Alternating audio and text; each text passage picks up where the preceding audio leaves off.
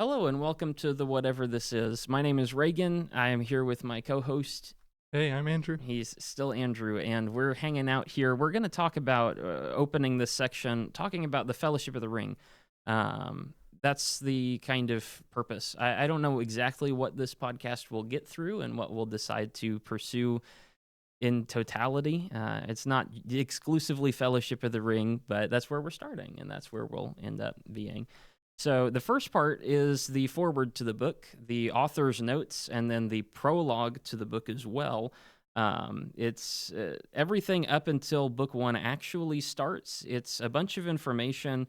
In my version, it's 40 pages long, is the foreword and then the prologue. So we have actually two different versions of the Fellowship of the Ring here, and that's true. okay. Yeah, our pages will not overlap. But I can make page references to my book. I can make page references to my book. No, you have to make page references to my book. Oh, that's terrible. This is the authorized version. This is the version Paul had. Have to discuss the merits of both of these, I suppose. I think so. Mine's only slightly falling apart, so mine must be better. I'm pretty sure that's how that works. It's aged. Anyway, we're going to cover the foreword and then the prologue and talk about some different things that happen. So what... in the foreword, when Tolkien's writing kind of about the inception of this book, did you have anything that stood out to you about how he expressed himself, or maybe the background history of this book? I thought it was very interesting seeing he talks about his motivations for writing. Yeah. And he's saying it in a humble enough way. He says, I just wanted to write something to make people amused, engaged. He says maybe even deeply move people. Yeah. So I think he's probably aware that's a bit of an understatement, but or maybe at least not. Ended up being. He ends up being pretty critical of his book, but yes. Well, other people end up being pretty critical of his book. That's true. And then he makes fun of them. Yes. Which is great. I love British people. They're but funny. That motivation to deeply move people, deeply move the reader. That stood out to me. That's a good motivation. Like if you're gonna spend time, more than a decade writing a book, yeah, or maybe we call it a trilogy of books, whatever. Writing this, then you want to have a good reason for doing it. Yeah. It's just a bunch of garbage. Yeah, I mean, well, because it is really one book that is really three books that is really six books. That's right. For some reason, I don't really know. Does he have a reason for why he divides it into two books per? I believe one book. I want to double check this, maybe for next time. But I think it had to do with like paper shortages with publishing. Okay, yeah, I've heard that before. That's right. Yeah. That's right. So they're just like, hey, we can't. This is a huge book, man. We can't publish this all at once. Yeah. I guess I'll split it into smaller parts. That makes sense. Interesting. Well, good for him. It works. I did find it interesting the way that it was compiled, because he talks about writing in kind of in different chunks. It's the Frodo section from book 4 was written for his son, who is in World War II, which we should talk about World War II in just a second, but not yet. That's coming. And so it's almost like he conceived of the Frodo story, and then he like wrote these different portions of story at different points in his life and somehow just melded them all together, which is a fascinating process. I don't think that's how books usually function, but somehow he made a story that works with all of those different parts, writing in all of these different times, and somehow it's a wonderful mess that all pulls together at the end. Yeah, I think another thing with that is we have point of order, I suppose. Mine's the foreword to the second edition. What's yours say there? Fancy. Mine says just the foreword. Forward, I think. Okay, I didn't remember seeing that about writing the Frodo and Sam journey. Yeah, for Sam. I did see a section where it talks about him. He stops when the Fellowship gets to Balin's tomb in Moria. Yeah. He's like, okay, I don't know. So he just leaves it for a while, but he comes back to eventually, and he keeps writing. And then once the Fellowship splits, he follows the adventures of Aragorn and Gandalf. And he says, and then I just, after doing basically all that, well, I have to figure out what happens to Frodo and Sam. He says that was hard. It was a slog to write through. It was actually, like, some of my favorite stuff is in that section.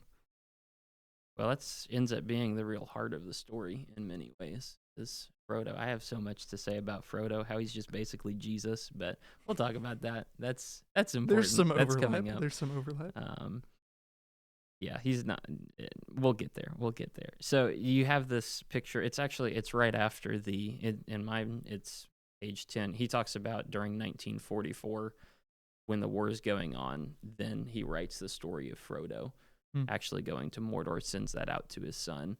And so I'm not sure if that was all he wrote during that time or if he was writing them in parallel, but I don't think he sat down and wrote a Frodo chapter and then wrote an Aragorn chapter. No, that doesn't seem to be the impression he's giving in the foreword.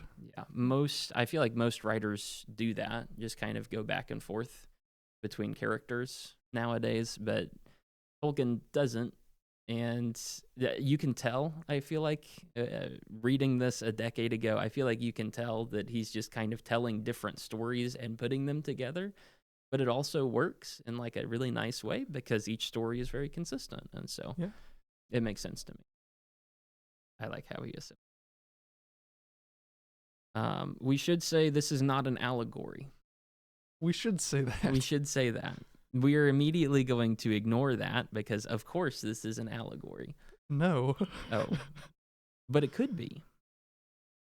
He says it's not. He says it's not. Yeah. Well, he says it's not. But we all know. Yeah. Who cares an ounce about authorial intent? Exactly. J.R.R. Tolkien, he isn't around anymore. He can't tell me not to. Oh, my goodness. So you have... Right, there's this idea that it could be allegorical. People think that Lord of the Rings, maybe it's a picture of something else, to which he says no. He does just give a very clear impression of that. He says, if this was meant to be an allegory, I would have been a lot harder on so many groups of people. This isn't supposed to be World War I or World War II or anything like that. This is just a story. It's clear that his experiences in war have informed some of his writing, but carrying over themes and like full-blown allegory are two very different things. This is not Narnia, as we were discussing last night, I think it was. Yeah. A whole different beast. So when I say Frodo is Jesus, that's a little bit of a joke. There are similar themes between the two, but they're not supposed to be comparable. They're not supposed to be identical, I think. Do you have thoughts on allegory and how he does or does not use it? Yeah. He says, guys, this isn't an allegory. I don't know how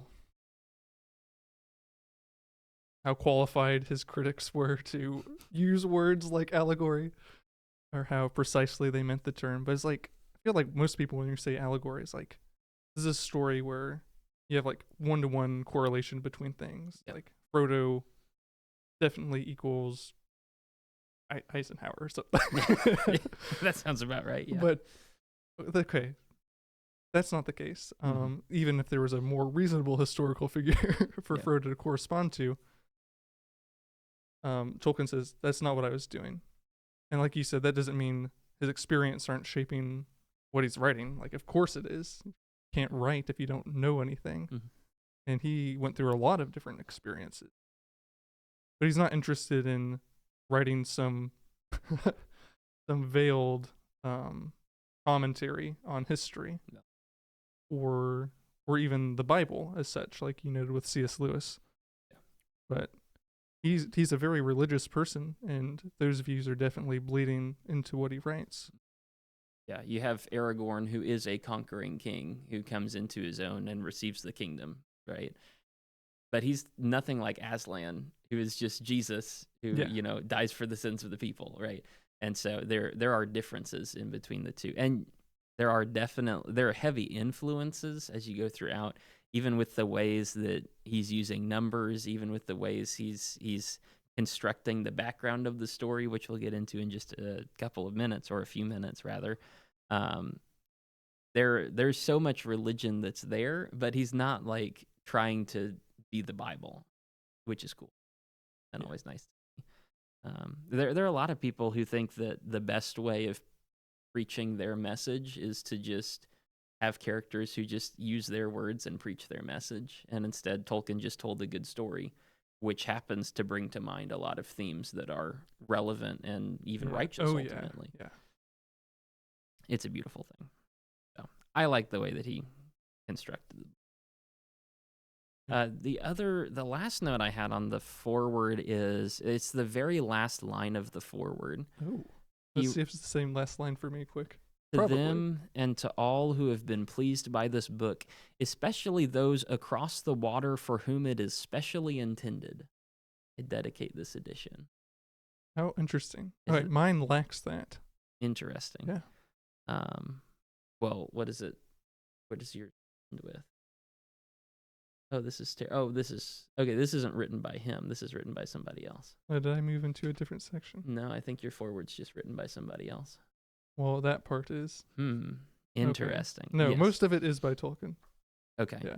Interesting. Well, mine ends basically. He says it's for those who are across the water, which is very odd to me. I've always heard that Lord of the Rings has been written as kind of like a mythology for England. Like yes. Well, that doesn't. I don't know who those across the water is. Okay. Now this is. So the first thing I wanted to go back and check was. Do you remember what I said I wanted to go back and check? No, I don't. We could check. Maybe I'll. Oh, it's a recording. I can just. You could. I can just listen to this recording and figure out the first thing. The recordings have recorded things. That's excellent. This is new to me. This is beautiful. Yeah. Okay, but that's another thing I want to check is. Who's this intended for? Exactly? Like people generally. He says, whoever reads it, I hope they're deeply moved. I hope they're amused and delighted by what I write. I don't remember if I heard like intended as a sort of mythology for England or maybe Europe more generally, which perhaps is what he means by across the water. Could be. That'd be my guess right now. But I want to go double check that later. I think he wrote it for the American. I mean, I do love this book. We are across the water. Yeah, and it's maybe he wrote the book generally for England or just Europe. Well, it's this edition that I dedicate to those across the water. And so I don't know, especially because like at the end of the prologue, and maybe I'll bring this up then, it kind of spoils the entire book. Yes. Which is weird. It talks about like Faramir is the steward. And you're like, wait a second. I don't know who Faramir is. And then you happen across this guy in Two Towers and suddenly, well, you know from the very beginning that... Yeah, if you actually read the prologue. Apparently. Which you should. Which you should. It's really important. But it's almost like this is written... this is not the original edition. This is something that was made much later on. This is the 71st printing is the one that I have. That was also printed in America. And so I feel like this is after the book has been known for a while, and maybe I don't know if it's put together. I have some thoughts connecting to that. Yeah. Oh wait, we're talking about the foreword and the prologue. Yes. Right at the same time. Yes. Okay. This is amazing. Yes. Okay. Well, that's why we did it. Okay. We're so smart. Yeah. Yes, you can go ahead and throw prologue time. Shire notes. Yeah. So the prologue shows sort of the framing device that Tolkien is doing, which is, and you get to the end of Return of the King, and you're like, oh, this is how it connects to the prologue and Fellowship of the Ring. Yeah. Which is, Bilbo wrote a book about his adventures. Frodo spends a lot of time adding to that. Yeah. And then when he goes across the sea, look, I'm spoiling things just like the prologue was. When he goes across the sea... Maybe it was written for Frodo the whole time. He gives the book to Sam. Yeah. And Sam writes some things, but it's entrusted to his daughter and her husband, their family. And they add some other things. They make copies of it. So So you see this like Tolkien loves studying mythologies and seeing like the genealogies, for lack of a better word, of different mythologies. Like the family trees. Like, okay, this gets added here or is changed there. And he shows, and he talks a lot about that in the prologue. Here's this book. And sort of the framing device, I think, in the earliest editions is, guys, I found this. I translated it to English. Yeah. It's like, so there's like, he's building up this literary tradition, which he says there are books that Pippin and Merry maintained in their homes. And there's like this literary tradition in Minas Tirith that's like the better version because they actually know what they're doing. They have the right elven words and that's what that and is. add and correct different historical details. So it's very fascinating. It's like building up this whole literary tradition and family tree of how we got Lord of the Rings. It is interesting because the entire prologue is written kind of from a historian's point of view of like this is real, which we all know it's not, but he's pretending that it is. And then he does it so effectively because everything is ridiculously detailed. And it's like, why would somebody make this up? Right. And so it does feel like it's actually real, which is a point in its favor, I think. Yeah. He says, I'm not interested in allegories in the foreword. I like history, even if it's made up history. Wouldn't it be cool if this stuff happened? So, yeah, he spends the majority of the prologue basically detailing what hobbits are. Yes. Which is an odd place to start. I'll admit I glossed over that some this time. Bruh. Important. It's so cool. You learn weird things such as on page 22, or at least on my page 22, which is the real page 22, even though I'm missing several pages, but don't worry about it. Oh, no. I think they're just the map pages. This map fell out, but it's only half. Yes. But it was positioned between the prologue and the foreword. Okay. Where it goes from page 14 to 19. Well, that's sad, but you're probably right. That's what happened. So I don't actually have a map of Middle-earth anymore. Oh, my goodness. Only in my memories, which are actually pretty good. Have you ever played Lord of the Rings online? No, I just played Lego Lord of the Rings. Both of them are incredible. Incredible games. Anyway, unrelated. The fallow hides are hunters, and they kill stuff. Yes. That shook me. I was not prepared for that line. It's just like, oh, they're good at killing things. I thought hobbits were peaceful, but apparently not. Yeah. That's all I have to say on that. It just stood out to me. Anyway, is there anything about hobbits that you found particularly noteworthy? I have one thing, but it goes. Oh my goodness! It goes places. I wonder. I have something before we dive into that. Okay. You're talking about how Tolkien is like this actually happened. Yes. And this, or the way he's like presenting these things. Now we hardly ever see hobbits. They're like hidden away. Yeah. They don't like being around us. They never did. No, they really don't like it. That's mentioned there in the prologue section. Yeah. That and the like nearly everything we're going to see in the book matches something he says in the foreword, which is I wanted to write about well, let me start over. He says I was interested in writing about this world I created. And he says he ends up writing about the end of it, like the transition, like the leaving behind of these old things and moving into things, which accounts, I think, for the melancholy tone throughout a lot of the book. And there's more to be said about that, and I think maybe the best thing to do would be to talk more about it as it comes up. Oh, we'll touch on that. That's chapter 1, all over it.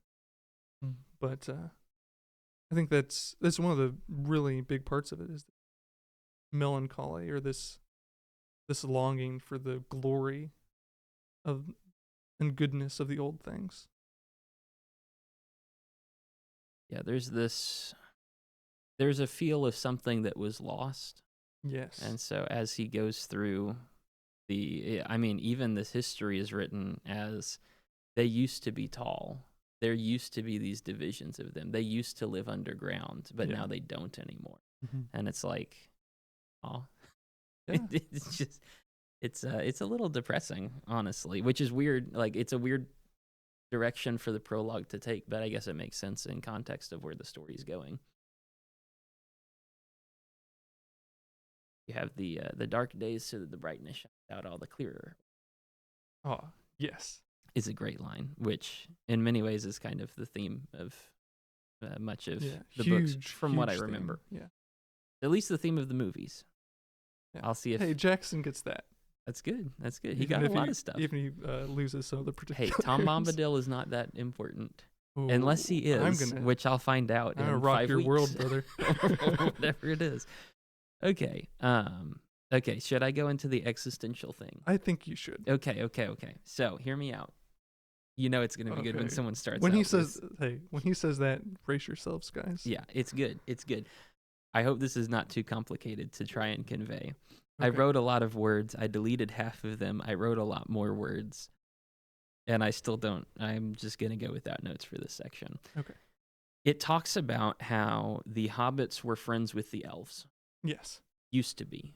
Mhm. Or at least we think they were. Right? Because at this point in history, in modern history, as he's describing it, they're not really friends with the elves anymore. They don't talk with them. Sam is surprised at that. Like, he wants to go and see some elves because he's heard Yes. about them, but he doesn't actually know them. Elves are, correct me if I'm wrong, they're kind of like divine beings almost. Almost. Yeah. Yeah. That's They're- the short answer. Yeah, they're like, I mean, we should do Silmarillion at some point because yeah. I read that once and it's been 15 years, so I don't really know It's what good. it's talking about. But you have this picture. They're immortal, Yes. wisest and fairest of all beings, is what Galadriel said in introduction. Yeah. And so you have this picture of elves being this picture of kind of divinity, not angels per se, because that's more like Gandalf and his role of people, Mhm. but they are pictures of the gods, sort of. You've also got this idea of the West being the pictures of the gods, Yeah. right? Because the hobbits keep moving west. They started out in Mirkwood and then they left and they kept moving west to the Shire, which I don't have a map, but I know the Shire is in the west. And then they get to the Grey Havens and it says they're afraid of the water. Yes. And so they don't cross the water, even though they can see elven towers in the west and they know that would be the land of the gods. Yeah. But they don't go there because they're afraid. And so the whole problem of this book begins in the prologue, and this is why this is so important, because the hobbits were in many ways heading towards the west, heading towards God, and that's a biblical idea, Yeah. right? West is God's direction, usually, as it's expressed. Adam and Eve are cast out east of the Garden of Eden. Yes. They go out east. Leaving to the east is leaving from the presence of God. And so you've got that idea, which definitely informs this, I think. The hobbits are heading to the west, and yet they get afraid of the water, and they're not willing to cross the water, which is metaphorical for death in a lot of ways. Yeah, that's true. Or it's metaphorical for change, right?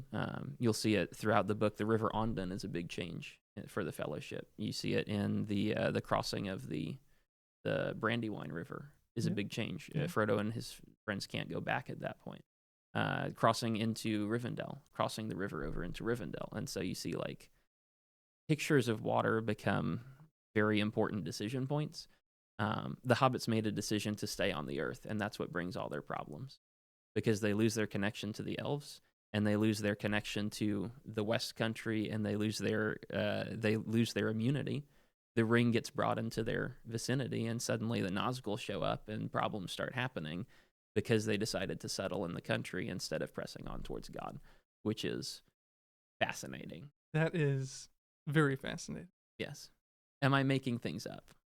I think I'd say you're taking things a bit too far there, but No, I'm not much. Yeah, Yeah. of course you don't think so. There's a promotion, an advertisement. There's an amazing YouTube channel called Girl Next Gondor. She talks That's a basically about... terrible name. What in No, the world? she's spectacular. Okay. Go watch this YouTube channel. Okay. I'm sure the 2 listeners will be very But this is going to influenced. blow up. Okay. This Yeah, will be- probably. Maybe. But she has a video about hobbits and their fear of water. Hmm. There's in the Silmarillion, one of the gods, basically one of the Valar. That's terrible pronunciation. One of the Valar is named Ulmo, and Okay. he is That's a great name. he's the god of the sea. Hmm. But he's very invested in all the inhabitants of Middle Earth. He's a god who helps guide people through their destinies. Interesting. Yeah, he's not a bad god. He's amazing, but he's Mhm. the god of the sea, which Yeah. is kind of scary. Yeah.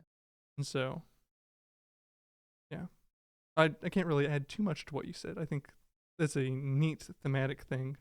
Tolkien might roll his Could be. eyes if he heard. He's like, that's way too much. But I think there's something there for sure. Yeah, it's drawing on the ancient concept of water, which is chaos, which is that's death. certainly yeah. Right, and that's what they're afraid of, and that even comes up in the first chapter because spoiler alert: Frodo's parents drowned. Yes, right. Which is going to be really important. But like reading this prologue made me realize there's like at the end of Return of the King, Mhm. right, when Frodo comes back to home, he doesn't actually come back home, and No. there is talk about how he can't settle back in the Shire. He's seen too much, and he has to go across the water. He has to go to the Grey Havens and then on from there, right? And so there's really no way this book can end back in the Shire because the hobbits weren't supposed to be in the Shire. They were supposed to press on, but they wouldn't. Mhm. And so Frodo is going on this really long journey to come back home to realize that home isn't home anymore and that he really needs to be across the water where he's supposed to Yeah. be, right? That is the inevitable end to Yeah. the conclusion. As far as like foreshadowing Frodo, Mm-hmm. like I think at the very least, Yeah. that is there. I think it's really neat you picked up on that. It's cool. If I haven't watched all the movies That and like definitely helps. known the Yeah. ending, I don't know that I would pick up on that. But having seen that and then coming into this, It's like, huh, that's interesting. that makes sense Yeah. as to what he's doing. It is really neat. So he has to go on his journey in the world to realize he shouldn't be in the world. Mhm. And you can spiritualize that a lot if you want to. Oh yes, I I think there's some value to. Absolutely. But it's not hey, this guy is Jesus. He's come into the world for a specific purpose, but it is a person trying to find his place in the world, realizing that he doesn't belong there and doing his best with what he has and then moving on at the end of it to go towards the divine country, the West. Love America. We are the divine country. Oh my goodness. That's the that was allegory. That was the jarring. allegory the Yeah. whole time. That was what he meant. That's certainly. Tolkien intended that. Absolutely. Oh Absolutely. my goodness. No.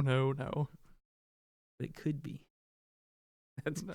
It's written to those who are over here. So there's some of this. I'm just ignoring you. That's fair. There's some of this in the first chapter, but even in the prologue, Tolkien says, "Well, hobbits are delightful people. They're kind. They never kill each other, which is like pretty cool. Fantastic fantasy." Yeah.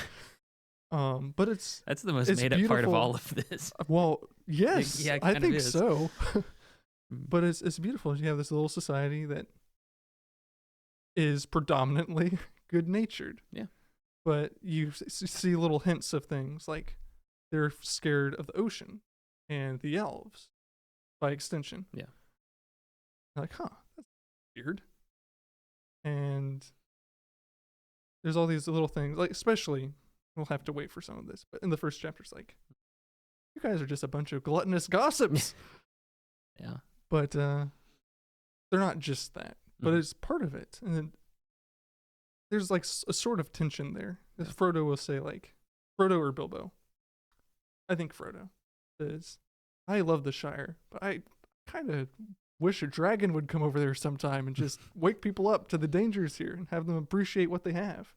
Because I think it's in the prologue that he says hobbits had come to take plenty and rest as the norm for the whole world. Yeah. Because they were blessed with those things. And so they're innocent and isolated. Mhm. And you could go a lot of different directions. I don't think Tolkien is like trying to like poo-poo on the hobbits too much. Not necessarily. But it is a naive beginning for, our four hobbit heroes. Like, right, this isn't what the rest of the world is like. You need to grow beyond this. And I think that's certainly something we see. Yeah. And it's ironic, I think, if I'm using that word correctly, which who knows. I think it's ironic because if they had crossed the sea to the west, if they had reached Valinor, yeah, then they might have been able to just check out of the world, because that's kind of the plot line of the elves, is they're just like done, and so they're leaving, and leaving Middle Earth behind. They could have, if they had had the courage to cross the water, if they had had the courage to have the metaphorical death, to have that great commitment to reach the other side, to reach the land of the elves and the land of the divinities or whatever it might be, they could have had rest. They could have checked out. But they didn't. They settled in the world. Checking out too early.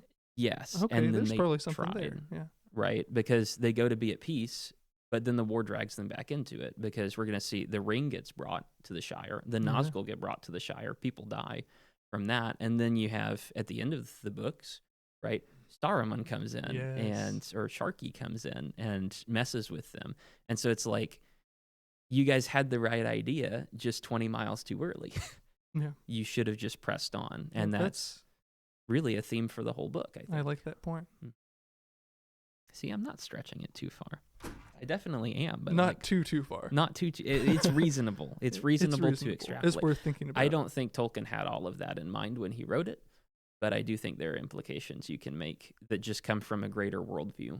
I think that's probably fair. Yeah, especially a biblical one. Yes. Right, because a lot of those things are things that you see in Christianity in general. Yes. Whichever branch he was, I forget which one. Yeah. He was a Catholic. Yeah. Well, he hears some of these things, and that gets incorporated, even just naturally.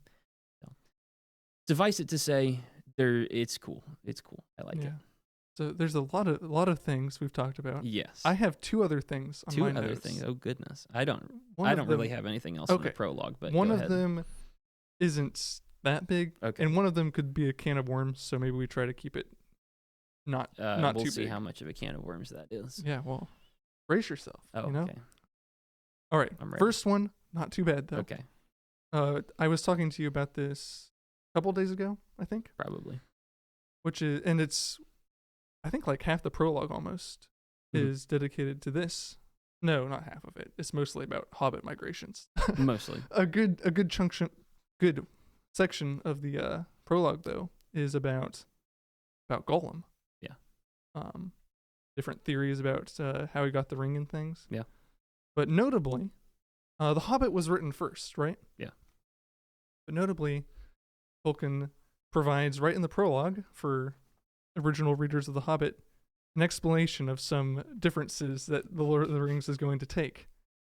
And the biggest one involves Gollum, which in the original version of The Hobbit, it's just a friendly game with this freaky cave guy who doesn't try to eat Bilbo. Allegedly. That's how it works in the first edition of The Hobbit. Yeah. But then, when Tolkien decides to make this a story about hobbits, The Lord of the Rings a story about hobbits, I gotta use Bilbo. Like, well, but this ring is important. He decides, okay, this ring corrupts people. That Gollum guy would be super messed up. Yeah, and so he amends The Hobbit. Says, okay, this dude was actually bad news. He was gonna try to eat Bilbo. It wasn't just a friendly game of riddles. No. It was a game of riddles, but it wasn't just a game of riddles. He was not a friendly game. He was a cannibal. Yeah. He's a freaky guy in the dark. Well, he only ate goblins, so mostly. And fish.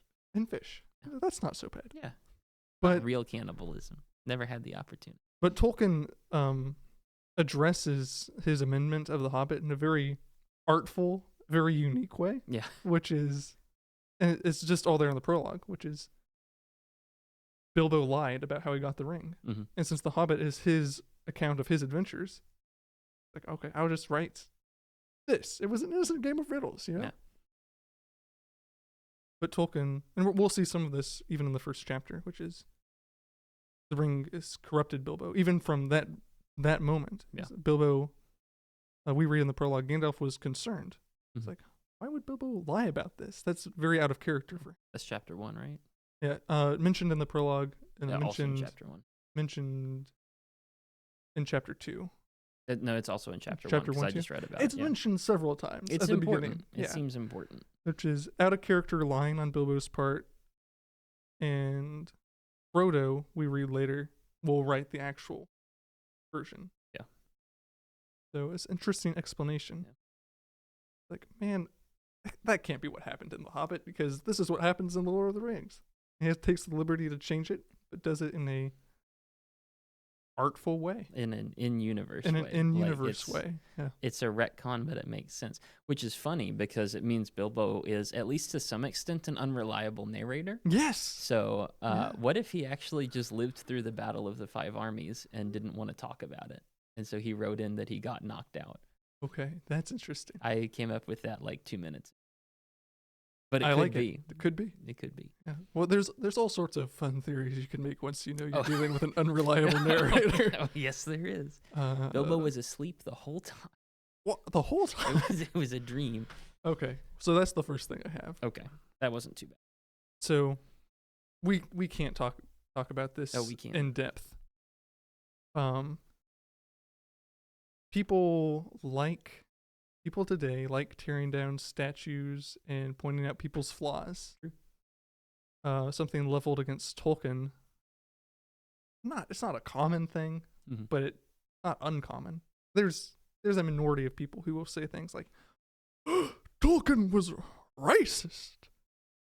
But we'll come to like more relevant parts and complaints. There's some things I can see why people think that, but I don't think so. Yeah. I think the main complaint is the orcs. I don't see that. We can talk more about that when we come to orcs. Yeah.